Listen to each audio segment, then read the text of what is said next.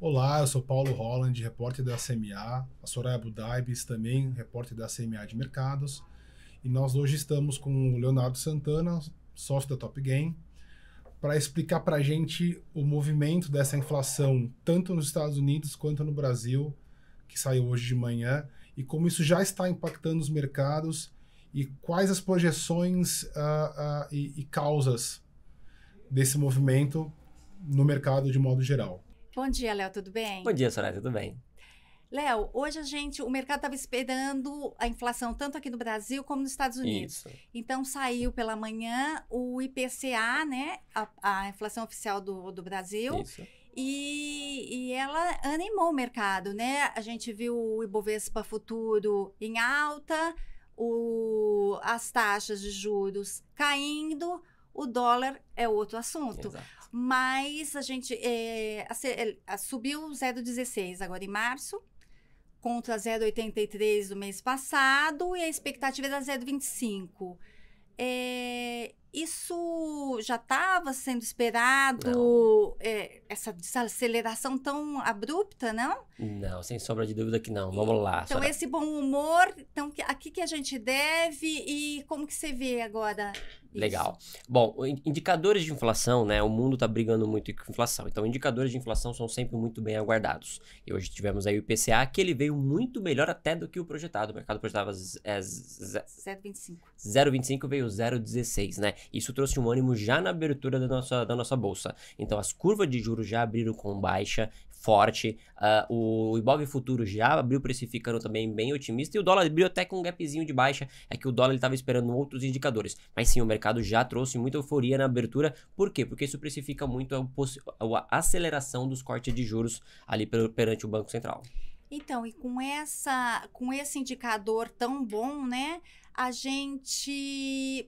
O que a gente pode esperar do Copom? A gente tem agora em maio, né, uma reunião. Como que o BC vai olhar isso? Como que impacta? Isso vai continuar com essa manutenção de corte de meio ponto percentual? Ou isso muda? Porque a gente olha muito exterior também, né? Então, na teoria, o Campos Neto ele pode continuar cortando, sim, a taxa de juros, né? Ele deixou o último comunicado um pouco mais dovish, mais hawkish, né? Ele foi um pouco mais agressivo, tentando ali, preocupado com...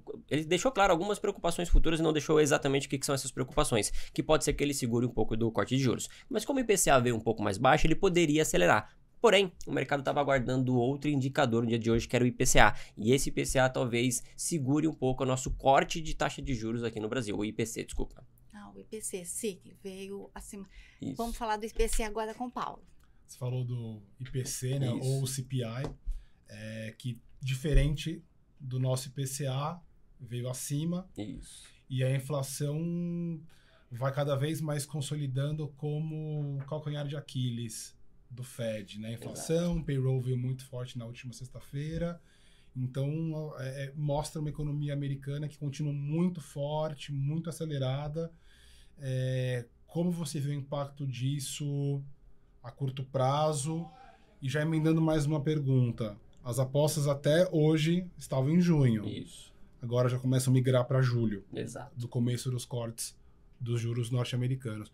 Como que você vê todo esse contexto, Léo? Perfeito. Acho que vale contar uma história aqui para ficar claro para todo mundo por que a gente briga muito com a inflação hoje. Isso ainda é um reflexo da pandemia lá de 2021, 2022, onde o mundo, né, acabou tendo uma injeção de grana muito grande no mundo. Brasil, nos Estados Unidos, na zona do euro. E isso foi causando uma inflação. Tá? Muitas pessoas estavam em casa, todo mundo em casa estava consumindo, então foi tendo um problema de estoques, e depois quando todo mundo voltou, nós tivemos um problema ali que todo mundo estava consumindo, não tinha estoque, então isso causou uma inflação. Para você controlar uma inflação, precisa de um remédio amargo, que é subir taxa de juros. Então o mundo começou a subir taxa de juros, o Brasil foi pioneiro nisso, seguido da zona do euro e dos Estados Unidos. Só que aí o mundo começou a subir taxa de juros e foi controlando a inflação. Então hoje no Brasil, como a gente comentou, o IPCA veio mais baixo, então você tem uma inflação controlada. A zona do euro também tem uma inflação um pouco mais controlada, que mesmo assim ela demorou um pouco mais para começar a subir, mas mesmo assim controlou de uma maneira mais fácil. Porém, o mercado norte-americano não. Ele subiu taxa de juros de uma forma até que bem agressiva também. Saímos de algo próximo a 2, algo próximo a 0,25, e chegamos aí a bater quase mais de 5% ao ano aí de taxa de juros norte-americana. E aí a gente vai olhar os indicadores para ver se desacelerou. Muito pelo contrário, a gente segue tendo indicadores fortes. Um dos indicadores que mostram isso é o payroll, que é a geração de empregos norte-americana, que todo mês vem mais forte.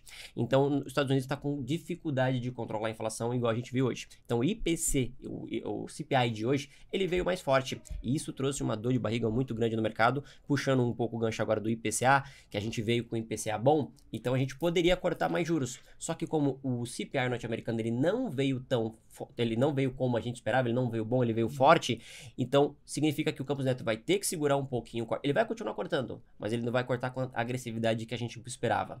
E aí o mercado norte-americano também projetava um corte para junho, esse corte já vai ser precificado agora mais para frente para julho, provavelmente, as apostas já começam a aumentar para julho, e detalhe, o mercado esperava até 3 cortes de juros, e alguns dirigentes do Fed estão falando que não, pode ser que só tenha um corte ainda esse ano. Então, corte vai ter? Vai, mas esse corte está cada vez sendo mais curto, sem tanta agressividade, e cada vez sendo jogado mais para frente. A gente vê esse reflexo na bolsa, isso refletiu diretamente na nossa curva de juros, que passava a cair, virou a subir. O nosso Ibov, nosso Ibov futuro, passava a subir, virou caindo, e as bolsas norte-americanas nem se fala, pesaram forte, caindo mais de 1%, e isso refletiu diretamente no nosso câmbio também, que passou a subir mais de 1%. E não tem, Leonardo, tem alguns dirigentes do Fed que chegaram a falar, eu acho que é o mais hawkish, né? Acho que é o Waller, não sei, se eu não estou enganada, de que pode até voltar a subir. Assim, Você acredita nisso? Eu não acredito. A gente não descarta, porque para passar a continuar subindo juros, a inflação ela teria que disparar muito. Então, assim, por mais que a inflação ela veio alta, ela não veio nada de absurdo, causa preocupação pelo valor que já está a taxa de juros. Então, para subir, teria que disparar muito. Então, assim, a gente não descarta, tá? Pode acontecer. Mas no momento a gente não conta com isso, não. Agora, e se a cotação do petróleo seguir nessa ascensão? Porque tem subido nos últimos dias aí. O que pode acontecer? E vai ser monitorado como um todo, né? Serviços, alimentação, petróleo, a parte de moradia, principalmente a parte de serviço que é o que mais inflaciona. Então a gente sempre monitorou muito o preço do petróleo. A gente fala de petróleo, a gente acha que é só combustível. Mas muito do nosso dia a dia tem petróleo envolvido. Então se o petróleo passar a subir muito, voltar, sei lá, o barril acima dos $100, isso pode sim pegar na inflação. Então a gente sempre vai monitorando. Mas nesse momento, tá tudo sob controle em relação a petróleo, em relação à inflação, para a gente se preocupar com o aumento de taxa de juros. O que pode acontecer sim é a manutenção e postergar mais os cortes. Tá. E falando um pouco de bolsa, como o IPCA veio bom, geralmente a gente olha muito se as ações da economia doméstica caem ou sobem, Sim. né? Então, ainda não tinha aberto a bolsa, mas as ações cíclicas seriam o impacto direto, teoricamente teriam que cair bem. Isso. Aí saiu o CPI. E aí como que a gente olha? Porque, inclusive, elas estão um pouco... Foram uma das ações que mais sofreram, né? Sim. Então, como eu falei para você, na teoria, o Banco Central ele vai continuar cortando a taxa de juros e isso ajuda muito a bolsa, né? Então, lembrando que temos uma galera na renda fixa com dinheiro parado. Quando a taxa de juros vai cortando, todo mundo vai partindo para a bolsa. Então, o IPCA ajudaria nisso. Só que como os Estados Unidos agora vai segurar um pouco o corte, a gente vai segurar um pouco o corte. Então, o mundo ainda vai ficar um pouquinho na renda fixa. Então, a gente tem uma projeção que a gente vai seguir um pouco lateralizado, com um pouco de dificuldade, se arrastando, aguardando novos indicadores, até o final do primeiro semestre de 2024. Porque é ali que vai começar os cortes. Então, até final do semestre de 2024, a gente vai ter um pouco de dificuldade ainda para interpretar indicadores, para controlar a inflação. A gente tem uma boa projeção, Soraya, para o segundo semestre de 2024. Porque aí vem balanços, e como os balanços tendem a vir bom, porque a gente está vendo a economia norte-americana forte, ali a gente já começa a corte de juros, a gente vai ter eleições norte-americanas. Então, para o segundo semestre, a gente espera um segundo semestre bom para as bolsas. Mas a gente vai se arrastar um pouquinho até o final do primeiro semestre, sim. Agora, existe mesmo, o mercado olha muito CPI e o Fed olha muito PCE? Existe isso? Existe. É que assim, o mercado não descarta nenhum indicador de inflação. Ao longo do mês, ainda temos até alguns pequenos indicadores que o mercado sempre está olhando para tentar ter uma sensibilidade do que vem à frente.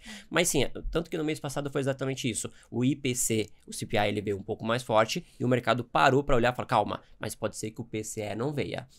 E foi dito e feito, realmente o PCE veio um pouco mais controlado. E esse mês vai ser a mesma coisa. O CPI ele veio mais forte e o mercado deu a dor de barriga, vai digerir isso de uma maneira ruim e vai seguir ao longo dos dias, talvez se recuperando, porque o mercado está bem forte ainda. O mercado norte-americano, falando do S&P, ele segue renovando máximas atrás de máximas históricas, mas ele vai seguir agora olhando, sem sombra de dúvida, o PCE, que sim é o indicador mais importante, é o que o Fed olha para tomar realmente a decisão. E agora todo esse pacote, né, acaba fazendo com que o estrangeiro, que já está saindo muito da bolsa, infelizmente, saia mais. Exato.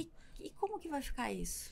Vamos seguir olhando os indicadores, né? Entender por quê. Primeiramente, por que o estrangeiro está saindo do país? É muita atratividade lá fora com menos risco. Então, ele acaba saindo um pouco do Brasil.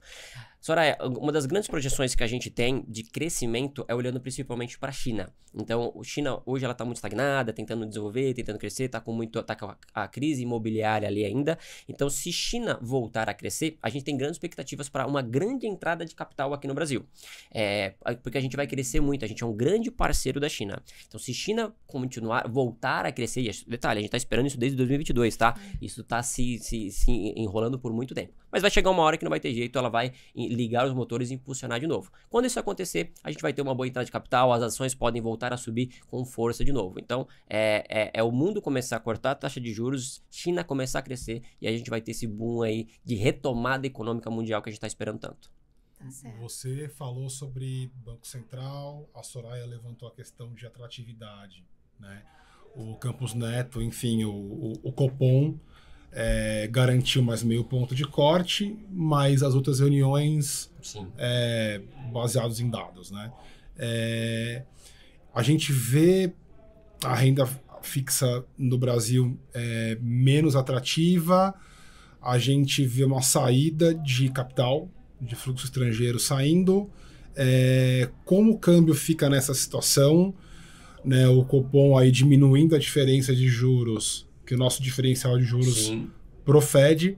Como que você vê esse movimento? O dólar a curto prazo, a gente falou muito sobre o dólar esse ano, diversas vezes, mas agora estamos num cenário diferente que, ok, pode ser a curto prazo, mas como a curto prazo vai se portar o dólar nesse cenário de saída de capital? Sim, no curto prazo, infelizmente, não tá legal, porque a gente, por mais que o Banco Central aqui no Brasil vai seguir cortando taxa de juros de uma forma mais lenta, mas vai seguir cortando. A gente ainda tem espaço para alguns cortes, o próprio governo aperta um pouco mais para que tenha mais cortes. Então a gente vai seguir cortando, e isso já impulsiona uma saída de capital. E agora, como a gente viu com o CPI, os Estados Unidos vai manter um pouco mais os juros altos. Então, vem o país e fala, cara, eu posso receber a 5% em dólar lá fora, com risco menor, por que eu vou ficar no Brasil agora? E é entendível isso. Então, isso impulsiona um pouco, sim, a saída de dólar. Então, de curto prazo, Paulo, infelizmente, a gente vai ter um pouquinho de saída, sim. De longo prazo, a gente segue um pouco otimista, igual eu falei para a Soraya, principalmente com uma retomada econômica da China. Aí a gente volta com esse capital. Então, de curto prazo, a gente vai ter um dólar ainda trabalhando firme, acima dos R$5, provavelmente, podendo buscar uns 5,10, 5,20, e de longo prazo, para o segundo semestre, talvez para 2025, a gente possa ver um dólar abaixo de 5 novamente, a depender, obviamente, do cenário que possa vir. Fazendo sempre a lição de casa, obviamente. E você acha que a Bolsa tem resistido muito no 126, acho que é o ponto de resistência, né? 126 mil pontos. Ontem chegou a subir um pouco, chegou a 130, chegou a 109, e talvez seja uma coisa mais de grafista, mas como que você vê agora com todos esses dados? Como que fica a Bolsa em relação aos pontos? Tá, né? a gente está trabalhando nesse exatamente falando de Bova e futuro, a gente está trabalhando entre uma faixa de preço ali, entre os 126 e os 130 ali, tá? Eles, acima dos 130, dependendo, obviamente, do que vai sustentar ele como indicadores, ele pode buscar ali o 136, se eu não me engano, é a máxima histórica. Então, ele vai continuar nessa faixa de preço, 126, 130, 126, 130. Ele perdendo o 126, a gente vai ter um grande suporte na faixa de preço do 120, 121. Sempre foi uma grande resistência, sempre foi um histórico de preço muito legal ali, era uma máxima histórica a faixa de preço 120. Então, é nesse canal. Acima do 130, a gente possivelmente pode buscar um histórico ali, a máxima histórica, mas ele perdendo esse 26, aí eu espero ele lá na faixa de preço do 120. E ali eu acho legal, Soraya, porque eu acho uma boa correção. A gente tem que lembrar que a gente veio do índice futuro do ano passado a 97 mil. A gente chegou a bater 136. Então, uma correção a 120 eu vejo talvez como uma oportunidade legal para não comprar, entrar numa tendência legal para não comprar tão caro. Mas aí a gente entra, para atingir esse, a gente entra com a questão interna também, Sempre né? de olho nas questões do que sustenta esse preço. Mas ali eu acho uma faixa de preço interessante a depender de como estiver o cenário, sim. Tá ótimo, eu acho que é isso. Obrigado, Léo. Muito obrigado, Obrigada, gente. É um Léo. prazer. Prazer.